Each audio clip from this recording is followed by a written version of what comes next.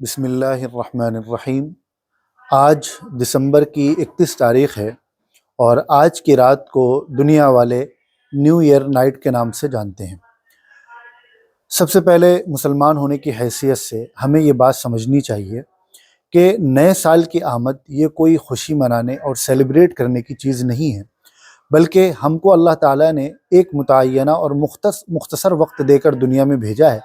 رفتہ رفتہ یہ وقت گزرتا جا رہا ہے اور ہم اپنی زندگی کے خاتمے کے قریب آ رہے ہیں۔ تو جب ایک سال گزرتا ہے اور نیا سال شروع ہوتا ہے تو دراصل ہماری زندگی کا ایک سال ختم ہو چکا ہوتا ہے اور ہم اپنے قبر کی جانب اور تیزی سے آگے بڑھ رہے ہوتے ہیں۔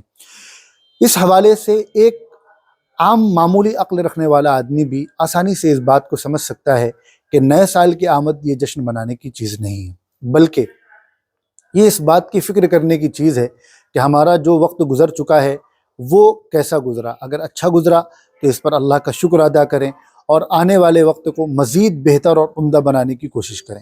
اور خدا نہ خواستہ اگر ہمارا گزرا ہوا وقت یہ بہت اچھا نہیں گزرا، اللہ کے نافرمانی میں گزرا ہے، تو پھر یہ ہمارے لیے اور زیادہ فکر مند ہونے اور تشویش میں مبتلا ہونے کی چیز ہے کہ ہم آنے والے وقت کو پچھلے وقت سے بہتر بنائیں اور اللہ تعالیٰ کی فرما برداری اور قرآن و سنت اور شریعت پر عمل کر کے اپنی آنے والی زندگی کو بہتر بنائیں، تاکہ ہماری زندگی چونکہ کم ہو رہی ہے، جب ہماری زندگی کا خاتمہ ہو اور ہم قبر پر پہنچیں تو پھر ہمیں پچھتاوا نہ کرنا پڑے۔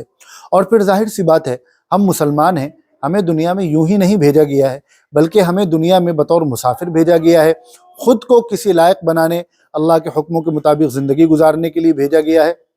اور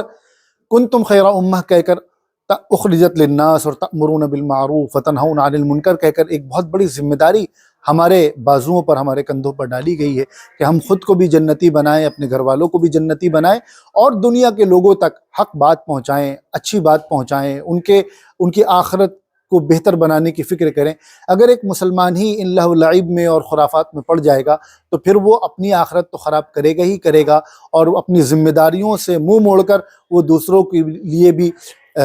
ہدایت سے اور سچی راہ سے دور ہونے کا سبب بنے گا۔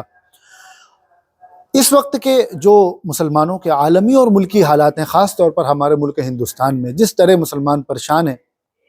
غریبی سے پریشان ہیں، بیماریوں سے پریشان ہیں اور حکومت کے مظالم سے پریشان ہیں، میڈیا کے ذریعے اور دیگر اقوام کے ذریعے کس طرح بدنام کیا جا رہا ہے اور مینٹلی ٹارچر کیا جا رہا ہے، اس سے پریشان ہے۔ اس صورتحال میں کیا ایک مسلمان کو یہ زیب دیتا ہے کہ وہ نئے سال کا جشن منائے، پٹاخے پھوڑے،